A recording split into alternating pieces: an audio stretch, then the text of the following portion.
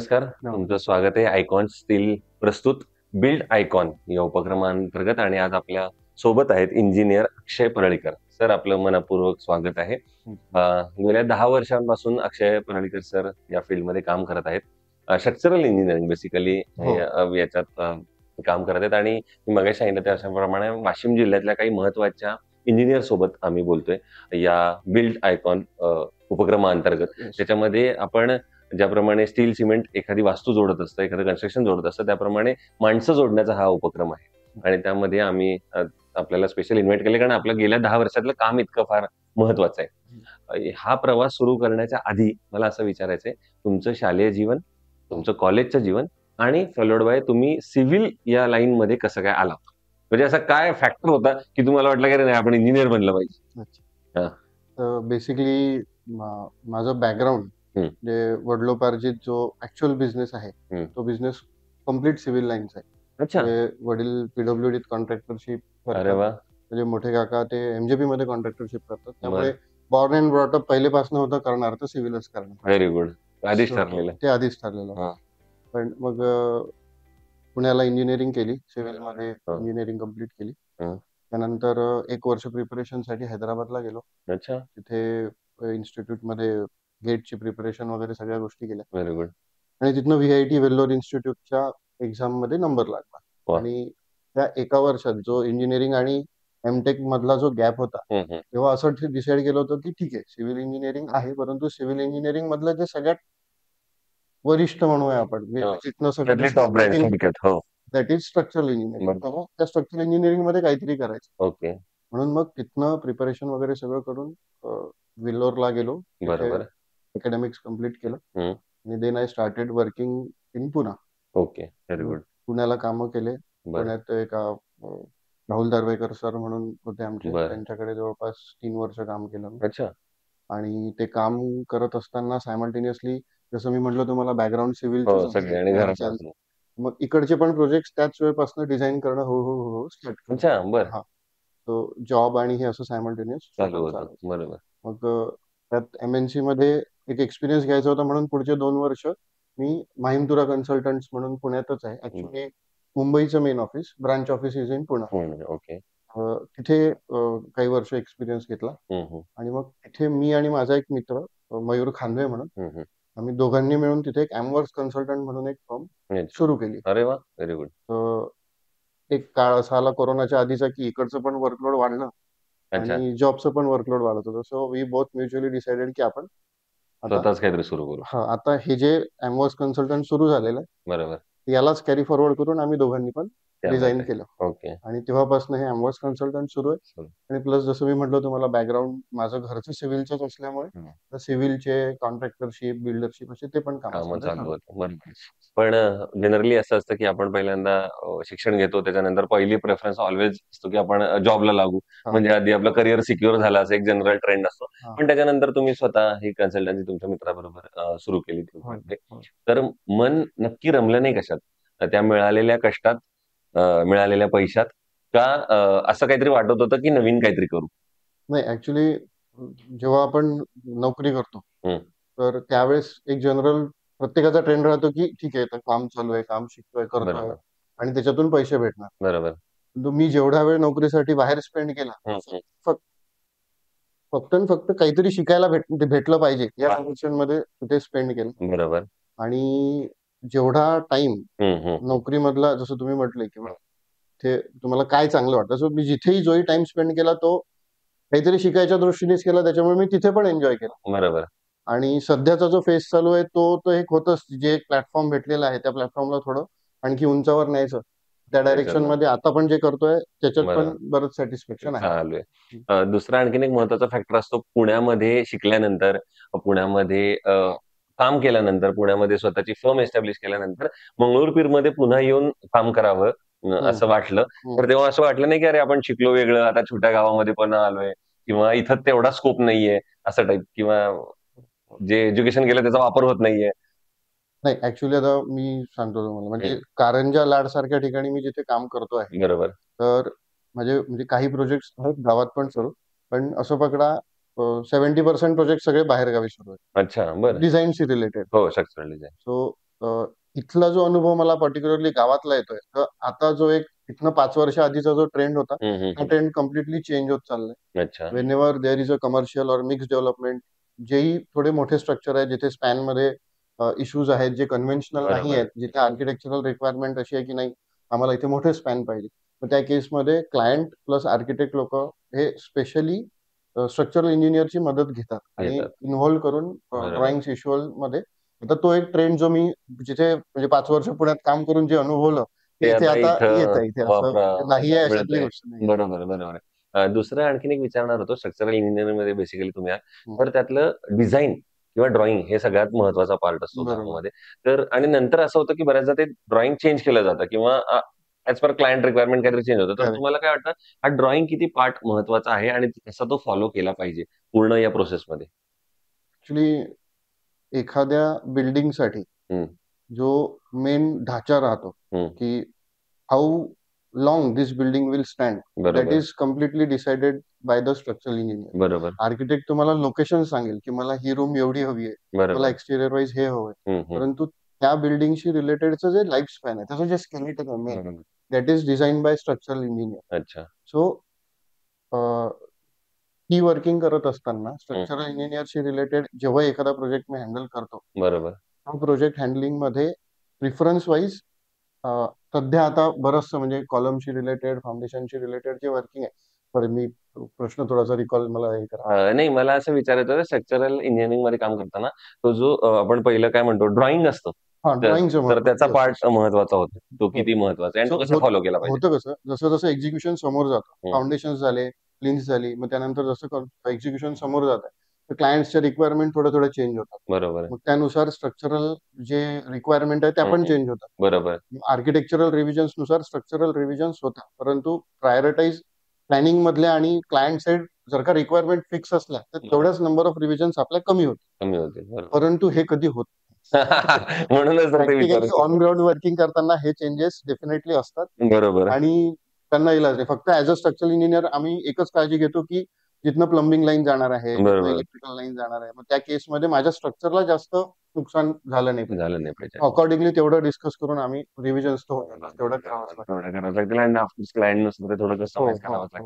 हो. दुसरं असं आहे की या सिव्हिल लाईन मध्ये किंवा इंजिनिअरिंग या पर्टिक्युलर फील्डमध्ये अनस्किल्ड लेबरचं प्रमाण खूप मोठ्या प्रमाणात आहे. हो. जो त्याचा पार्ट आहे, तो काही काढू शकत नाही आपण. अनस्किल्ड बरोबर. लेबर ह्याच्यात लागणार आहेत. मात्र अनस्किल्ड लेबर बऱ्याचदा चुकीच्या ठिकाणी वापरले जातात आणि तेव्हा खूप मोठी घटना किंवा मोठी दुर्घटना म्हणू आपण होऊ शकते. बरोबर. तर याबद्दल काही तुमचा अनुभव किंवा तुम्ही काय काळजी घेता स्वतःच्या साईटवर काम करताना तर अनस्किल्ड मी लेबर बरोबर? तुमच्या मागच्या प्रश्नात एक एक मुद्दा उचलला, इलेक्ट्रिकल आणि प्लंबिंगचा. हं, हं. Basically site engineer, structural engineer, architect हा खूप मेहनत करून ते तिथपर्यंत स्ट्रक्चर आणतो बरोबर. आणि मग इंट्रोड्यूस होतो प्लंबर किंवा इलेक्ट्रिशियन. बरोबर. प्लंबरचं काम तोडफोड शिवाय होत नाही. हो. केलेलं स्ट्रक्चर फोडून तिथनं पाईप घालणे, या सगळ्या गोष्टींचे प्रकार स्पेशली पुण्यात एवढे दिसले नाहीत मला, परंतु आमच्या एरियामध्ये इकडे कारंजा इकडं किंवा या साईडमध्ये भरपूर आहेत. बरोबर. मग त्या केसमध्ये होतं कसं की भरपूर वेळा कॅन्टिलिव्हर्स काढलेले आहेत, म्हणजे जो अच्छा. स्ट्रक्चरचा मेन पार्ट आहे तिथेच म्हणजे नॉलेज नसल्यामुळे त्याच पोर्शनला होल केलं आणि तिथनं पाईप बाहेर काढला, असले प्रकार भरपूर होतात. हं, हं. तर याच्यातला एक अनुभव म्हणजे मला अजूनही आठवतं, हं. पुण्यातलाच अनुभव आहे पण हा. अच्छा. हां. हा मी वर्किंग करत असताना हांडेवाडीमध्ये हांडेवाडी एरियामध्ये एक प्रोजेक्ट चालू आहे. भांडेवाडी. Around 9 story building. अच्छा, बरं. तर 9 स्टोरी बिल्डिंगचे पर फ्लोअर रेसिडेन्शियलला त्यांनी कॅन्टिलिव्हर बाल्कनीज बाहेर काढल्या होत्या. अच्छा. आता सगळं स्ट्रक्चर रेडी झालं, आमच्या सगळ्या व्हिजिट्स होऊन प्रोजेक्ट कम्प्लीट झाला असं ठरलं. हां. मग प्लंबर इंट्रोड्यूस झाला. तर त्या प्लंबरनी कॅन्टिलिव्हर पोर्शनला, जो हं. कॅन्टिलिव्हर माझी बाल्कनी निघालेली आहे, बरोबर. त्या बाल्कनीच्या कॉलम फेसला बरोबर टॉप पोर्शनला होल पाडले, डायरेक्ट ड्रिल केल्या बापरे! कम्प्लीट. हं. दॅट बार जो मेन कॅन्टिलिव्हर पोर्शन हँडल करणारा क्या पोर्शन आहे, त्यालाच ते बार कट करून टाकले त्या प्लंबिंगच्या नादात. शाबास. आणि मग मग पुन्हा आमचा रोल सुरू झाला. मग आता मग क्लायंट साइड आता सर काय करायचं? हां, हां. अनस्किल्ड लेबर मधला हा जो म्हणजे पर्टिक्युलरली स्ट्रक्चरशी रिलेटेडचा विषय बरोबर, आहे, बरोबर, तर बरोबर. त्याच्यात हा खूप मोठा त्रास आहे. त्रास आहे. त्याचे ते नॉलेज द्या. ठेवूनच ते ऍक्शन्स घ्यायला हव्यात बरोबर. साईडवर. किंवा तेव्हा ती काळजी घेतली पाहिजे येस, जेव्हा असं येस, कोणाला काम देतोय आपण. येस. दुसरं मी तरुण पिढीला नाही म्हणणार, कारण आम्ही अजून तुम्ही त्याच फेजमध्ये तरुणवाल्या, यंगवाल्या, कारण तुम्ही तितकं काम उत्तम करताय. कारण माझ्या ते हार्डली 10 वर्षातलं मागं आपण काम करताय. पण जे तुमचे ज्युनियर्स म्हणून जे आता इमिजिएटली या फील्डमध्ये येतात, तर त्यांनी येताना ही गोष्ट लक्षात ठेवूनच या फील्डमध्ये यावं. अशी कुठली गोष्ट सांगाल? फील्डमध्ये म्हणजे या सिव्हिल इंजिनिअरिंग या लाईनमध्ये जे आता पुढची मुलं येत आहेत, तर तुम्ही त्यांना सुरुवातीची जी फर्स्ट स्टेप असते, पहिला प्रोजेक्ट असतो तो घेताना किंवा काही करताना ही काळजी घेतली पाहिजे किंवा मनाशी हे ठरवलं पाहिजे आणि मगच या फील्डमध्ये या. असं जर ऍडवाइस नाही म्हणू शकणार, मित्राचा सल्ला म्हणाल. मित्राचा सल्ला मी एवढंच म्हणेल की एखादा क्लायंट आहे आणि त्यात तो तुम्हाला पहिला प्रोजेक्ट देतोय. बरोबर. तो पहिला प्रोजेक्ट देत असताना तुम्ही काहीतरी अग्रीमेंट करता किंवा बोलता. सपोज हो, विथ हो. मटेरियलचं काम असो किंवा त्यांनी विश्वास टाकून घे माझं हे प्लॅनिंग वगैरे तू कर. या डायरेक्शन पहिले प्रोजेक्ट चॅलेंजिंगच असतात. हो, हो. पहिल्यांदा भेटणारे प्रोजेक्ट थोडेसे चॅलेंजिंगच असतात. कधी रिलेटिव्हचे असतात, कधी फ्रेंड्सचे असतात, काय असे असतात. त्या केसमध्ये मी फक्त एवढंच म्हणेल नवीन येणाऱ्याला, नॉलेज वाईज तुम्हाला भरपूर शिकायला भेटेल. ड्यू कोर्स ऑफ टाइम तुम्ही शिकत राहा. बरोबर. परंतु पहिल्या वेळेस जे कमिटमेंट क्लायंट सोबत कराल, त्या क्लायंटला त्या कमिटमेंटला स्टिक राहा. ओके. तो ते काय करेल की कुठं ना कुठं तुमची एक वेगळी इमेज तयार तयार करेल. करेल. बिकॉज जसा जसा काळ समोर जातोय त्या इंजिनियर्स वाढतात, सगळ्या गोष्टी होतात, म्हणजे चेंजेस तर होणारच आहेत. बरोबर. तुमची एक वेगळी आयडेंटिटी म्हणून असं मला ते असं वाटतं की कमिटमेंट्सला फॉलो करणारा हा व्यक्ती आहे. या डायरेक्शन मध्ये जर का तुमचं बिहेवियर असलं आणि तुमची डिलिव्हरन्स तसं असलं, तो it is very much beneficial. Okay, okay. दुसरं असं आहे की तुम्ही रेसिडेन्शियलमध्ये काम करताय आता सुद्धा काही प्रोजेक्ट्समध्ये. तर बऱ्याचदा एक फॅक्टर कायम महत्वाचा येतो, ते म्हणजे बजेट. आणि मग क्लायंट म्हणतो, "आमचं जरा बजेट कमी आहे, जरा एवढ्यातच बसव किंवा थोडंसं ॲडजस्ट कर." तर तेव्हा ही गोष्ट आहे जी तुम्ही ॲडजस्ट करत नाही. क्लायंटला स्ट्रिक्टली सांगता, "सर इथे ॲडजस्टमेंट करू नका." येस, आणि हीच गोष्ट आहे जिथं सांगता तुम्ही क्लायंटला ॲडजस्ट करा. बरोबर. त्यात सपोज आता माझा मी पहिला प्रोजेक्ट सांगतो. जस्ट एक नॉर्मल हो, हो. अगदी. की विथ मटेरियलचं पहिलं काम.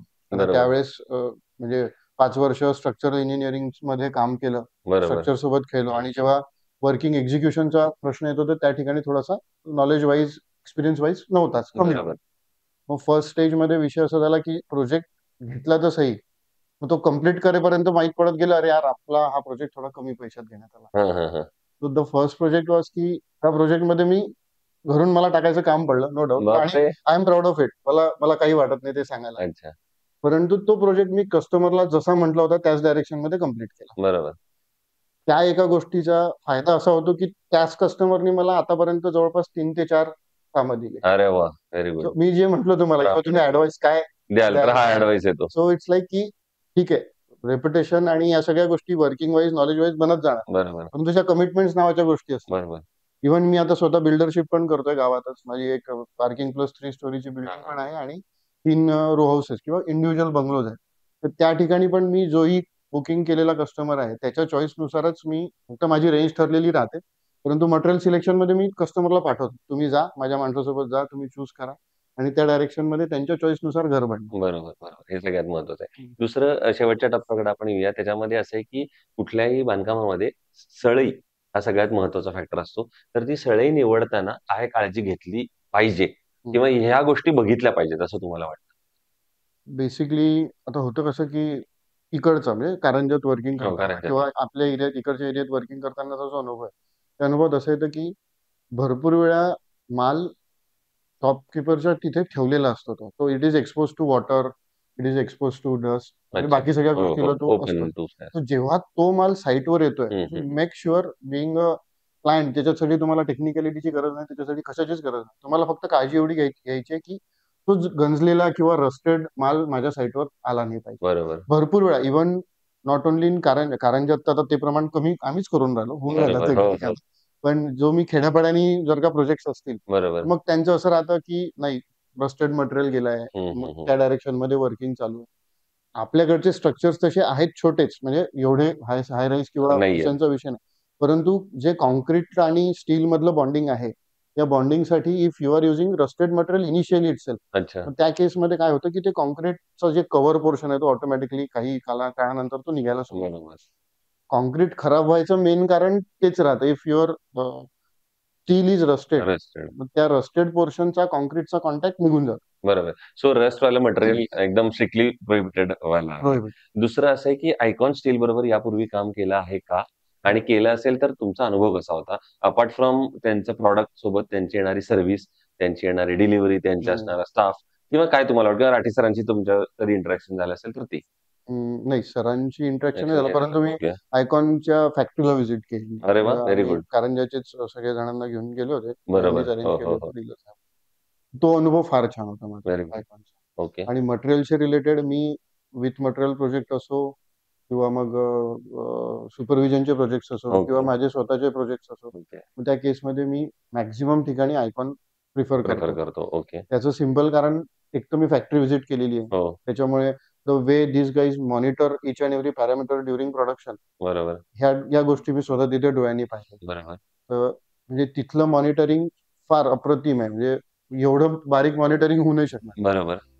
तो आयकॉनचा दुसरा महत्वाचा मुद्दा म्हणजे जे स्टील हं. येतं, हं, हं. हे स्टील इट इज इव्हन, म्हणजे त्यात तुम्हाला थिकनेसमध्ये किंवा डायमीटरमध्ये कमी जास्तपणा दिसणार नाही. पडणार. अच्छा. आणि रस्टेड मटेरियल तर यांचं येतच नाही. अच्छा. म्हणजे तुम्ही जर का त्याचं प्रॉपर स्टोरेज ठेवलं आणि प्रॉपर सगळ्या गोष्टी ठेवल्या, तर मटेरियलमध्ये तुम्हाला इथे good quality material, even FE500, FE550, 550D चं पण यांचं हो, प्रोडक्शन आहे. आलं. ते सगळ्या मटेरियलमध्ये, म्हणजे मी 550 पर्यंतचे ते सगळे प्रॉडक्ट वापरले. वापरले. छान You आहे. are quite माझा happy. अनुभव, आय एम हॅपी. क्या बात है.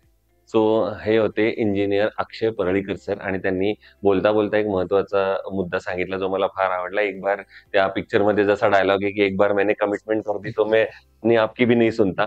तर त्याप्रमाणे माझ्या मते जी नवीन जनरेशन आहे, ते ऑफकोर्स पुढची जी पिढी येते त्यांनी हे लक्षात ठेवलं पाहिजे की आपण जो शब्द दिलाय तो शब्द आपण कायम पाळला Yes. पाहिजे.